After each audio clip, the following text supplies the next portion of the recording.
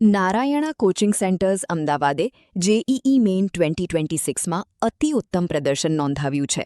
City top rank 1 સાથે સાનવી પાટીદાર અને city rank 2માં Aditya ઠાકુરે ગૌરવ મેળવ્યું છે.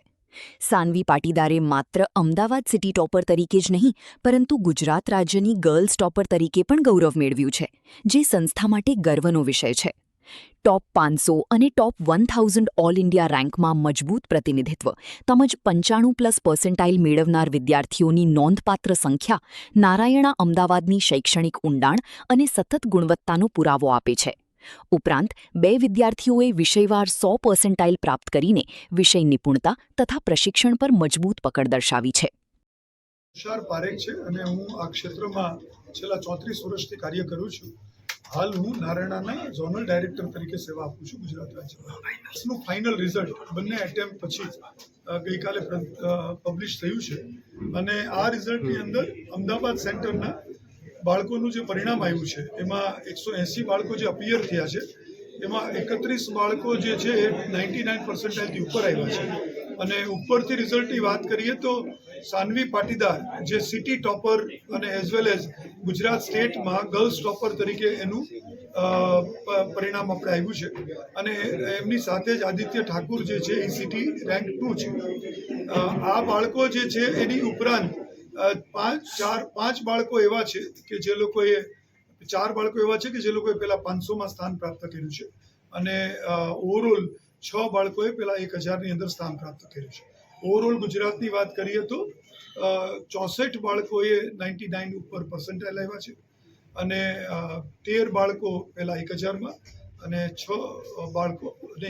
7 બાળકો જે છે રાઈટ 9 બાળકો જે છે 500 પહેલા 500ની અંદર આવ્યા છે. બરાબર, તો આ એક આપણું રિઝલ્ટ છે જે અમદાવાદ અને સુરત થઈને ગુજરાત રાજ્ય માટે નારાયણા તરફથી આવ્યું છે. અને ઓવરઓલ નારાયણાની વાત કરીએ દેશભરની તો જે ટોટલ રિઝલ્ટ આવ્યું છે એમાં 27 બાળકો પહેલાં 100માં સ્થાન પ્રાપ્ત કર્યું છે અને એની સાથે સાથે 7 બાળકો જે છે એ ટોપ પર્સન્ટાઇલ 100% જે 26 બાળકો આખા દેશમાં આવ્યા છે એમાં આપણા 7 છે અને 8 સ્ટેટના બાળકો નારાયણાના ટોપર છે. તો ડૉક્ટર સિંધુરા મેમ જે નારાયણાના ડાયરેક્ટર છે એમના તરફથી આ બધા બાળકોને શુભેચ્છા આપવામાં આવી છે.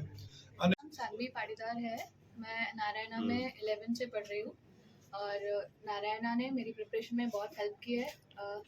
जो रिजल्ट्स आए हैं उससे मैं बहुत खुश हूँ और इसका क्रेडिट मैं नारायणा का टेस्टिंग वाला जो प्रोग्राम है वो और रिविजन प्रोग्राम्स और 1-to-1 interaction with teachers so that you can solve your doubts करना चाहिए ज़्यादा. और मैं करती थी 6 आवर्स अ डे. आपको हमेशा जब भी आप डिमोटिवेट होते हो तब आपको मोटिवेट करते हैं, आपके लिए एक कंफर्ट जोन होता है, तो आप उनको बताते हो कि मतलब टेस्ट कैसा गया, वो बताएंगे तुम्हें, ख्याल रखते हो. मेरा नाम आदित्य पवन कुमार ठाकुर है. मैं नायना इंस्टीट्यूट में 11th स्टैंडर्ड से पढ़ रहा हूँ. सबसे मेहनत नहीं, सबसे ज़्यादा सबसे बड़ा रोल रहा है इस जर्नी के दौरान.